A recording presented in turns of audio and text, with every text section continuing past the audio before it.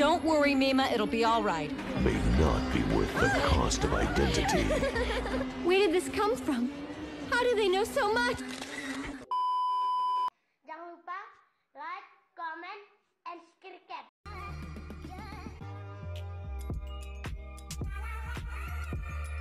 Halo penonton, semoga sehat selalu kalian semua dan balik lagi bersama gue yang akan kembali mereview film secara singkat. Untuk kali ini gue pengen mereview film anime bergenre thriller psikologis yang rilis di tahun 1997. Film ini berjudul Perfect Blue. Perfect Blue merupakan film animasi Jepang karya Satoshi Kon yang rilis pada tahun 1997. Film ini bisa dibilang sebagai karya terbaik dari Kon yang masih masuk dalam daftar film anime terbaik hingga saat ini. Buat yang bukan penggemar anime, Perfect Blue dijamin tetap memberikan kesan karena storyboardnya yang didesain serius ala-ala film suspense thriller horror Hollywood.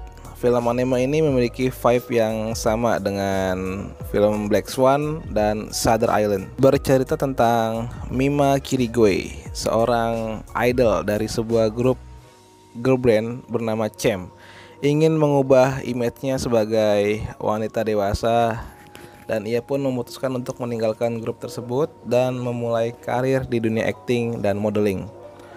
Tapi transisi karir yang dialami Mima ternyata berubah menjadi situasi yang mengguncang batin dan jiwanya.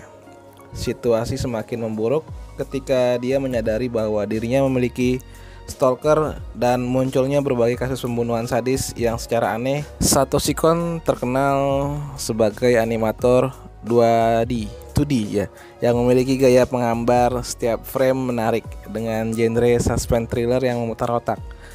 Nggak hanya ceritanya yang akan mempengaruhi pikiran, banyak juga adegan yang didesain secara menarik di film ini. Perlahan tapi pasti, teknik animasi yang membingungkan akan semakin intens menuju babak terakhir dari anime ini. Kita akan dibuat bingung antara kenyataan, halusinasi, hingga mimpi dari sudut pandang Mima Kirigoe. Menonton film ini bisa menjadi pengalaman menarik dan membuat kita terpukau bagaimana film animasi 2D memiliki unsur teknikal yang patut diapresiasi lebih. Meski pergerakan karakter dan background masih kaku dan gak seluas animasi zaman sekarang, hal tersebut justru memberikan nilai estetika 90-an yang masih hype hingga saat ini. Pemilihan tone warna yang dihadirkan memadukan nuansa feminim yang dipadukan dengan nuansa suram, menciptakan gaya film femme fatale yang ikonik sesuai dengan temanya yang memperlihatkan sisi gelap dunia hiburan Jepang yang tampak manis di permukaan. Seperti yang telah disebutkan sebelumnya, kita akan merasakan petualangan psikologis melalui sudut pandang Mima Kirigoe.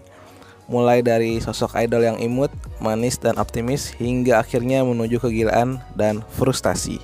Ada konten-konten mengganggu dan traumatis yang disuguhkan. Kita bisa melihat masalah-masalah yang harus dihadapi oleh seorang artis muda, mulai dari teror nggak jelas, kengerian diikuti oleh stalker, hingga dipaksa untuk melakukan adegan atau pemotretan yang membuatnya merasa tidak nyaman.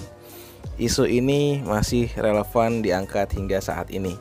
Nggak cuma di Jepang, krisis ini juga pasti banyak dialami oleh gadis muda di penjuru dunia ketika hendak mencoba peruntungan di industri hiburan. Gak hanya masalah psikologis yang sudah pelik, Mima juga harus menghadapi berbagai kasus pembunuhan aneh di sekitarnya. Tidak hanya mengandung adegan vulgar dan sensual, Perfect Blue juga menampilkan beberapa adegan gore yang cukup bikin ngilu. Ada juga beberapa adegan kekerasan di film ini. Mungkin awalnya kita berpikir bahwa film ini hanya film animasi, nggak akan semengerikan film live action. Namun Perfect Blue memiliki berbagai adegan mengerikan yang didukung dengan scoring tepat. Kita akan merasakan ketakutan dan rasa trauma yang dialami oleh Mima Kirigoe. Oke, untuk kalian yang udah nonton film ini, what do you think about this movie? Secara keseluruhan, Perfect Blue merupakan film anime fiksi dengan referensi berdasarkan fakta relevan sepanjang masa. Anime ini merupakan salah satu yang ikonik karena kita bisa melihat kisah dan estetika yang ditampilkan secara visual lepas dari segala keterbatasannya. Perfect Blue bisa dibilang merupakan karya terbaik dari Satoshi Kon yang wajib untuk kalian tonton. Untuk skor film Perfect Blue, aku memberikan skor 7,8/10. Sekali lagi terima kasih telah menonton. Sebelum video gue akhiri, alangkah baiknya di subscribe terlebih dahulu biar gue tambah semangat bikin review singkat ke depannya, dan tulis di kolom komentar kritiknya biar gue tahu apa kekurangan dari konten review film ini. And see you next video, bye bye.